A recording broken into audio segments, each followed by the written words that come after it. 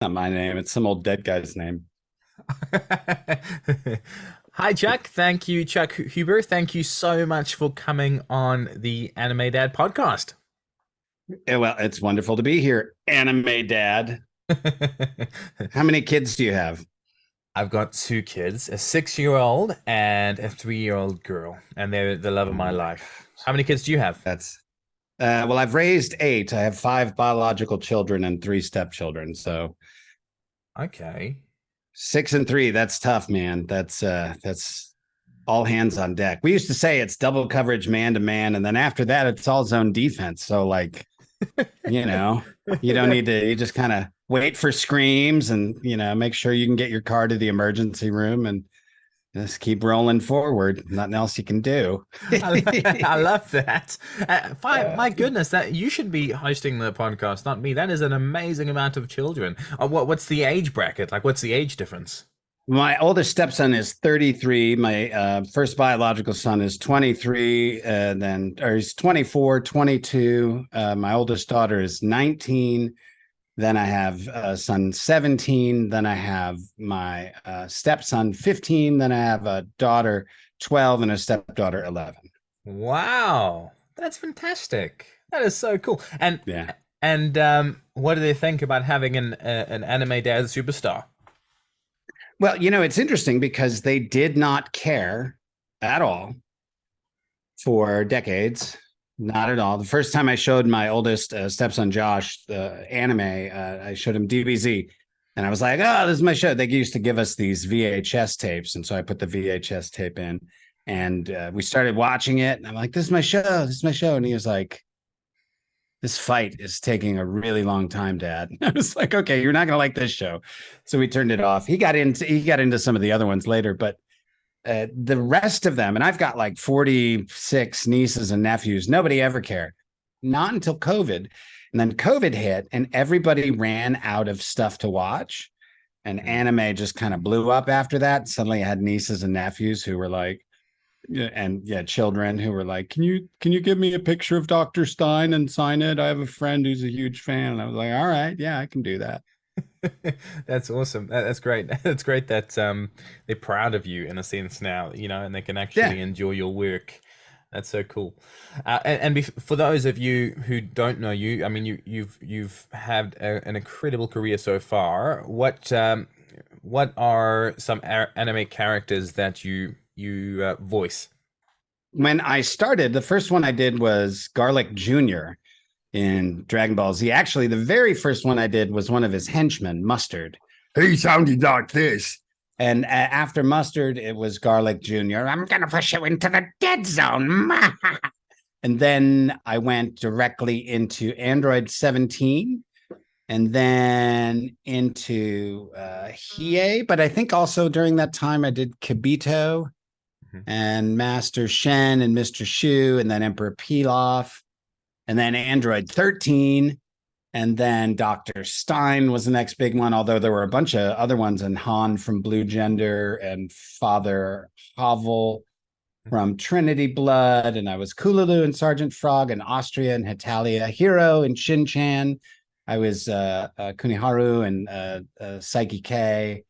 I was Initial D. Oh, I just forget the gas station guy, gas station attendant, the bus driver, and Rosarium Vampire. Yeah. Um, who else? A lot. I just looked at my page today, and it said I've done over 273 anime roles. Wow. I That's know. almost 300. I know, That's but incredible. not over 9,000. No, I'm kidding. Yes. I was gonna say your voice actually sounds the most similar to Android 17. Yeah, pretty much. When I went in for the audition for Android 17, Chris Sabat was the director. He's like, "Yeah, man, just relax. Don't do anything, man. It'll be good." And I was like, "I'm Android 17." He's like, "No, dude, way too much, man. Just like, just like don't do anything. Just like talk." And I was like, "I'm Android 17." He's like, "No, man, seriously, just relax and don't do anything. It'll be great." And I was like, "I'm Android 17 and I'm gonna kill you." He's like, "Oh God, that's perfect, man. Yeah, that's just what I want." And I was like, "Okay, are you sure?" He's like, "Yeah, man, just say the lines." And I was like, "All right." Man, look at all these humans. They're so stupid. He's like, oh, yeah, they're going to love that. That's terrifying. All right. I was like, okay, man, whatever you say, you're the director. And if I just have to talk, that's easy. And then Android 17 was the easiest because he never made any fight noises in DBZ. And Super, he ended up making some fight noises. But in DBZ, he would be like that whole Piccolo fight. Sabbath's having like that whole fight. And we listened to the Japanese track for any reactions that Android 17 had. And I think he had one when he landed. He went, that was it. Like, that's the only thing he had to do. And he's like, man, you're so lucky, dude. You don't have to do anything. I was like, yeah, that's right. You directed it that way. So blame yourself. That's perfect. And Android 7, how does it feel to be the winner of, I mean, spoilers, the winner of the tournament of power? Yeah, if you don't know by now, Yeah. come on, you got to know by now. Bruce Willis is dead. Sixth Sense. Sorry. Just had to spoil one more thing. It was amazing to come back in the way that Android 17 came back, just so magnificently. And I joked for years, you literally joked for years, that he was going to come back as a tree hugging hippie. And then, of course, he kind of came back as a tree hugging hippie. And I was like, I feel like I did that with my mind. I feel like I should be wishing for like a good way to dispose of nuclear waste or peace in the Middle East, not Android 17 being a hippie. But I use my powers where I can. But he came back, and it was astounding to watch because, of course, it came out in the Japanese first. Mm-hmm. And so I got to watch literally the world's reaction to my character before I recorded it. And when it looked like he was gone, he was out of the tournament. Mm-hmm. He was dead, kaput, destroyed. And the whole world was like mourning, and he was trending on Twitter. I was like, this is crazy that everybody cares. There are people crying. And then, of course, the only thing I tweeted after that, I was like, oh, it's so sad. ... Except, of course, it is anime. And then, of course, he did come back, and I didn't know he was coming back. I just know anime. And you wished it again. You wished it again. That's right. I brought it. I made it happen. I made it happen with my brain. Yeah. So Android 17, his whole arc in TOP was amazing. That was really, really lucky, really blessed to be honestly the coolest character in the tournament. There's some cooler characters kind of on the outskirts of the tournament. I mean, all the regulars are also very cool, but they just made my character kind of the coolest for that. He's cool. He's cool. And your voice definitely adds tremendously to that. I mean, it's cool, calm, collected, and it is terrifying. Chris was right. It's freaking terrifying. Hearing his cool, calm, collected attitude. I remember watching it, not only growing up, but recently rewatching it and just hearing his voice. It's he's so calm, so collected, nothing phases him, and it's freaking terrifying. I think that was a perfect choice. And yeah, I agree. He's cool. He's fitted well. He loves animals. I think he's definitely one of the best characters in the show. I love him to bits. Well, I keep saying that there should be a dramatic yet comedic, slightly exciting spin-off that is just Android 17 and his family on the island, and each week they save a different species or fend off different poachers, and it connects into the larger world of Dragon Ball. So if anyone's listening, different guest stars each week, Krillin comes in to help or whatever. But I think that's a perfect vehicle for a nice, simple lather, rinse, repeat. Not Scooby-Doo style, but because Scooby-Doo style is really lather, rinse, repeat. Same thing every more like, I don't know, could be like the Owl House or have some serious stuff, but also be fun and silly. I like that, actually. And I think you, again, just think about it, meditate on it, and it will happen, Chuck. I'm sure. Little Android 17s, helping me with their powers. Yeah, because you don't see your children. Hey, you don't see your children. No, you see them kind of represented as owls in a picture, a family picture. Yeah, I remember that. And you don't see the wife as well. And then obviously another favorite of mine is Kurogiri from My Hero Academia. That would have been fun. Yes, Kurogiri. He's awesome. Honestly, he's for as little as he does, he to my mind, and maybe I'm biased because I he's my character, but he's got the coolest quirk. I mean, if I were, everybody always says, if you could have a quirk, what would it be? It would definitely be warp gate, because it's just, you can warp gate an ocean onto a mountain on top of people, a pile of gravel. Um, uh, you can warp to any place on the planet. It's just endless. Just the like I was doing a convention down outdoors in Houston this weekend, and it was hot. And I was like, if I was Kurogiri, I would just warp gate a little hole right here of air conditioning just blowing on me, right? So it'd just be like Arctic blast right here, or a bigger one right above in the whole like sort of enclosure, and just warp, Arctic cool, hot, cold, transportation. You can be like, let's go eat in London tonight, or let me just go pick up some fish and chips, and I'll be back. And I go back and forth. It'd be my favorite. That's so That true. really would. It is the perfect quirk, and without him, the villains would not have gone as far as they've gone.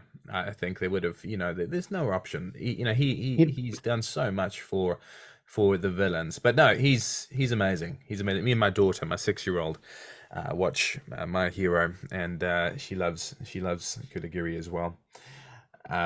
So have you ever been to New Zealand? Obviously, I'm coming from the South Island of New Zealand. You said you've been to Australia. Right. Have you ever been to New Zealand? Yeah. I did. Sorry. I don't know. I didn't mean to insult you by saying Australia when I meant to say New Zealand. It is a common flaw of us ignorant Americans over here.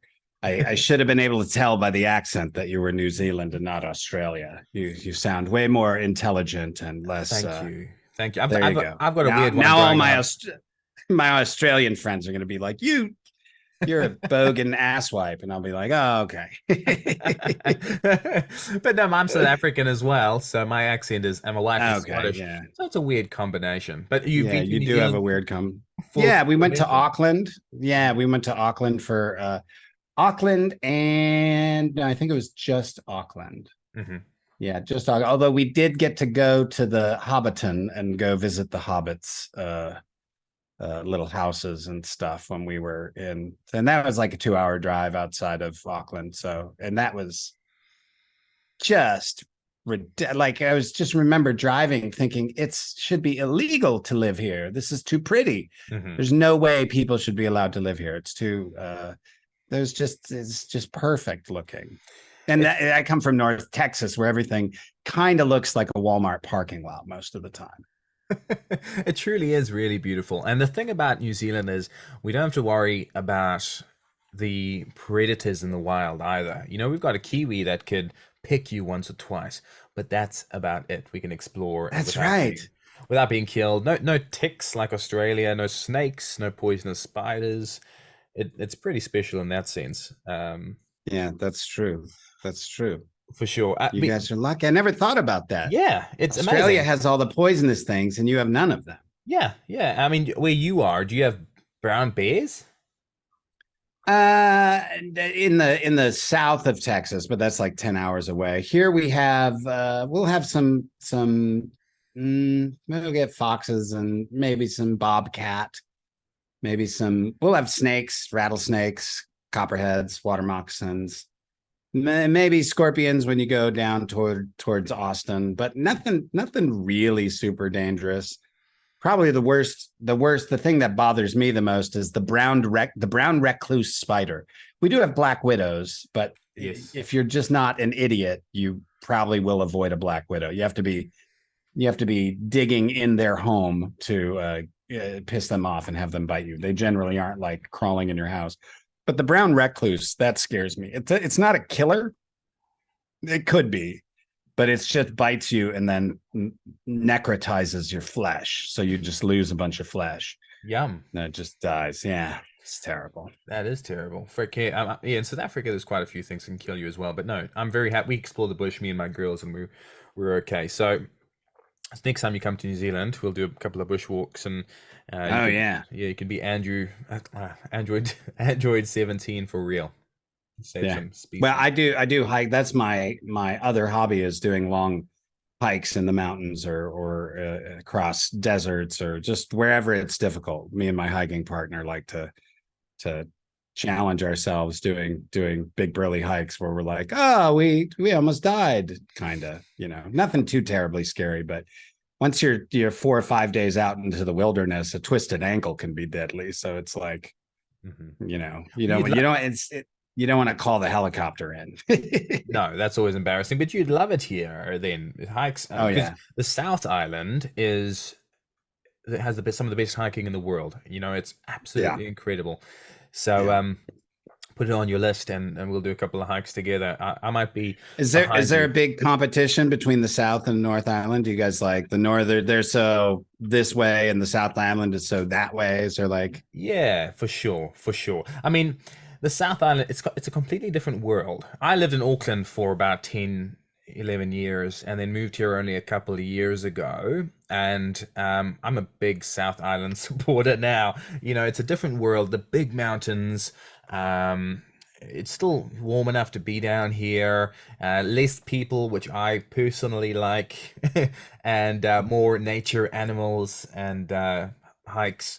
So, less city, less yes, highfalutin rich people, and yes. yeah, okay, So we it's the we regular folks. yeah, we live in the bush here, literally in the bush, and far away from anyone, which is quite cool. And not that I'm a complete recluse, but I just like my children to be brought up in an area that has animals, that has bush, that has nature. We live in a little container house, so it's a bit of fun. And Oh, cool, yeah, we're off grid. We've got solar power. nice. Yeah, off grid to an extent. We got Starlink internet and stuff like that. But yeah, we That's absolutely awesome. We got solar, we got chickens, we got an aquaponic system rolling, raised garden beds. You nice. know, you gotta prepare. Yeah, You can't rely on the rest of the world to take care of you. If it all falls apart, we want to be able to spin up our systems and be like, all right, leave us alone. completely agree. And we are on a fault line here, which is one of the biggest in the world. Um, it's the Alpine Fault, and they say it's going to go sometime soon. So you need to be prepared for that. Talking about horrible things, this is my segue. I saw you had some health issues. That's Uh, funny. yeah, Yeah, I did. relatively, 11 years ago. yeah, a while ago, but that's still terrible. That would have been a hard time for Yeah, you. yeah. That's so funny. I had a massive heart attack, and I just today, literally just before this podcast, it's why my nose is still red and you saw me like wiping sweat off. I did because I work out pretty heavy. Mhm. And I just discovered that the only person to win the Nobel Prize twice recommended something called EWOT, which is oxygen or exercise with oxygen therapy. And so I bought an oxygen concentrator, and I Mhm. was like, I want to try this EWOT because this dude won 2 Nobel Prizes, and they kind of scrubbed all his information off the internet. So I was Mhm. like, and it just kind of made sense to me. I was like, let me see what this feels like. And so for the first time in 11 years, I did like a 65-minute workout, burpees, incline press, all this stuff, just dripping sweat. And I had no pain, absolutely no pain in my heart.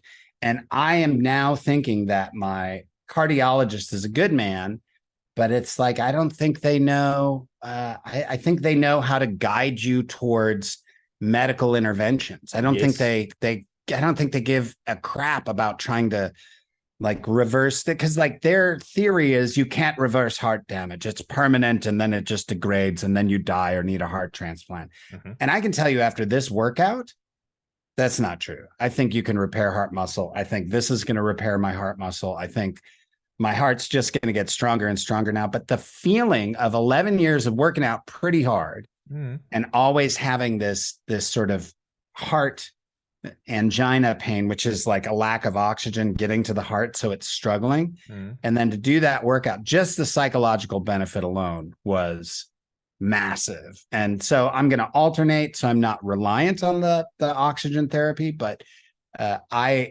also want to do oxygen deprivation in high altitudes because I do alpine climbs and hikes. So I've tested myself at 14,000 feet, over a number of, 25, 50 miles or whatever. And so I know my heart can handle that. And so I'm going to just sort of take this exercise process and see what happens with it. But I can tell you for a fact, uh, it feels good. That's amazing. I've Yeah. heard of it because I'm a personal trainer and I've looked after a few gyms around New Zealand, but I've heard of that particular, and I've heard of such good things, and it's great to know that it actually works from someone. You must feel incredible now. You must feel. I can feel it right now because normally when I work out that hard, I get burnt and I have to stop and breathe a whole bunch, and then it kind of my heart rings like a bell Mm, for like the next hour and a half. Sometimes I have to lay down and just really rest it. Nothing now. No sensation, no bad feeling. I was dripping sweat all over the floor, pushing harder than I normally would, still getting to failure like I wanted to. mhm. But I was doing burpees today like they were nothing. When I was doing them on Friday, they were killing me. I just psychologically hating it. My brain saying, I don't want to do this. And now it's just like, keep going. You can do it faster. You can jump quicker. And I was like, okay, I guess I felt supercharged. So I highly recommend it, at Okay. least as an experiment. That is so good to know. Wow. Well, I'm really happy that you're obviously a picture of health. I mean, it's great. And what do you mind me asking what your height and weight is?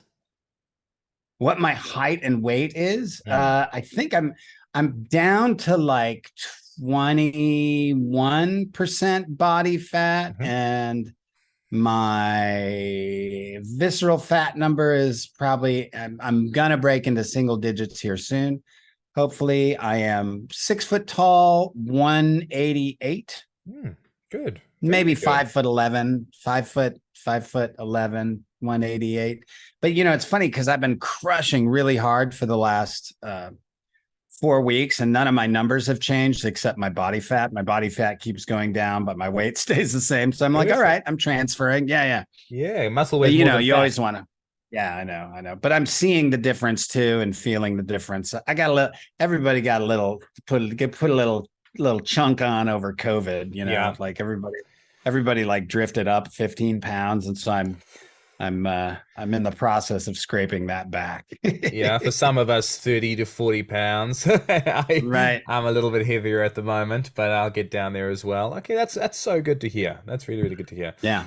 Yeah. Um, Before we continue with the interview, I just wanted to, do you mind saying in your Android 17 voice, "Hi, I'm Android 17, and welcome to the Anime Dad podcast."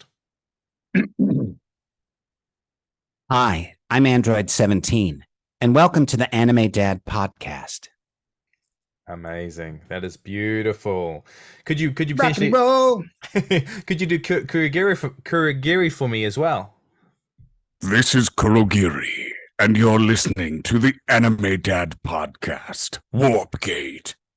Oh, you're very talented. That's great. That is perfect. Thank you. Thank you very, very much. You're welcome. So, how did you get into the industry in the first place? How did it all begin? Well, I wanted to be an actor forever, as long as I can remember. And then I went to college at the Goodman School of Drama in Chicago at DePaul University and studied acting there for 3 years. Quit after my third year to work at the Steppenwolf Theater and the Goodman and the Court Theater, a bunch of really well-respected theaters in Chicago. I did a bunch of TV and film while I was there too. Ended up moving to the Dallas-Fort Worth area to raise a family because Chicago is kind of tough to raise a family. Mm-hmm. And I had my family was down here in DFW, and DFW is super cheap and tons of space. And for the price of a 2-bedroom apartment in Chicago, we were able to get like a 4-bedroom, 2-bath house and purchase it here in Fort Worth. So that was kind of the move. And I started a theater company here, and one of my buddies came into rehearsals one day and he was like, hey, you should go audition for this Dragon Balls thing. And I was like, Dragon Balls? Sounds weird. And he's like, it's Japanese anime. And I was like, oh, so it's definitely weird. And he was like, yeah, it's totally weird. And I went, and that was my first audition in anime. And that's the one where I went, and Sabat had me do the Garlic Jr. voice, and he was like, oh man, that's great. Yeah. You got time to record it right now? And I was like, what do you mean? I got the role? He's like, yeah, man, no, you're perfect. Let's go ahead and record it. I was like, what is going on? This is not how auditions happen, dude. But I was like, okay, I'll go ahead and record it. And I remember thinking, this is a scam. I don't know what's happening, but I'm never getting paid for this. And then I got paid. So I was like, okay, I guess it's not a scam. I guess it's real. And then I've been doing it for 25 years since. Wow. And you still get are you still recording parts at the moment? Yeah, I just recorded some I don't know, I probably can't say. No. And then I'm an elder statesman of the anime world, and I'm kind of actually transitioning more into TV and film. I actually have a couple of a film project and a series and another film and a play. So I got a bunch of things cooking. It's just a matter of which one will land first, and then I'll be off to the races with it. And then we'll lather, rinse, repeat, and just keep making movies, probably. So, well, with that beard, you can't only be a voice actor. That beard needs to be seen. It's incredible. It is incredible. It takes a lot of work. Oh, it's lovely. How long you been growing that? I think I've had a beard. I used to call it my auditionometer because it would tell you how long it had been since my last audition where I had to shave. And I've been since COVID, like everybody grew a beard. My beard was like down to here for a while, but you kind of look like a crazy homeless person, especially the way I dress, because I don't dress. I'm not a very I have like two pairs of pants I wear and like four different t-shirts. I'm just sound like me. I know I can't. And if I lived, if I was like hitting the film auditions all the time and living in a city and going to parties and stuff, and nobody here cares what I'm wearing. They're just like, that's dad, So it's like, if I get something, I actually have some new pants coming. I'm very excited about them. So I'll have 3 pairs of pants, but they're like linen and they have this really cool like print on the sort of bottoms of them, and so. I don't know. Who knows? Maybe I'll be a little fashionable here in a minute. Nice. That deserves an Instagram post or something like that for sure. Probably. That's probably. I mean, mostly I had no style until I started hiking about 10 years ago, 12 years ago. And then my style was ultralight hiking gears. My pants are hiking pants. My my fleece I wear, or my puffy jacket, in the winter time. If I'm going out running, it's my ultralight trail runners, and it's just not that important to me. I don't I got a wife, she knows what I look like, so I'm the same. And then are you? Yeah, exactly. What were you gonna say? I was gonna say, and then when I dress up for a play or something, we're going out, everyone's like, oh, look at that. So it's like I look extra special because I've put on a shirt with a collar or a tie or a vest or, God forbid, a jacket. That usually means somebody died, though, honestly. Yeah, it's all about how you feel. Like, if you feel good, then you're good. And I'm the same, as long as you feel comfortable. In my small town, if you wear a really nice dressing gown and go to the shop, then you're considered fashionable. So that's all, you don't need much here to be considered. My dressing gown doesn't have stains or holes. I'm kind of hoity-toity. Yeah, a bit rich. Bit rich. No, that's cool. All right, well, I mean, we have a couple more things to do, but I'd like to do a quick improv scene with a few of your characters. So first character, Android 17, then maybe Emperor Pilaf, and then Kurogiri. And I'll be so first one, Android 17. I was trying to think of something funny or cool, but I was thinking maybe he's at the pound trying to pick out a new dog, and I'm showing you around. Is that okay? Yep. All right. So here's our selection of dogs. What do you think? I think you need to show me more dogs. Are there some that look less sad? I was just trying to put a dog to the owner. You've got quite a serious face. I was trying to get a dog with a serious face, but we got this little. Well, I suppose that's true. Yeah, we got this little poodle over here. Maybe that'll suit your style. A poodle. Yeah. What do you think? How interesting. I think poodles are for someone who is a little less serious than I am. I was thinking I might need something like a boxer. That makes sense, actually, and the way you say boxer is perfect. That was great. That was great. I could see him with a boxer, actually. I could see him with a Probably. boxer for sure. That would good. Yeah. All right, Emperor Pilaf working at the checkouts and scanning my goods. So Oh, hello. Do you have any coupons? yeah, I've got a couple. Do you need my card for validation or anything like that? Yes, please. Let me see if you have your membership card, please. Oh, I'm sorry, but it's expired. You need to renew your membership. That'll be $300. What? Not good enough. You're gonna pocket that money, I'm sure. No, I'm not. I would never do that. I actually don't even work here.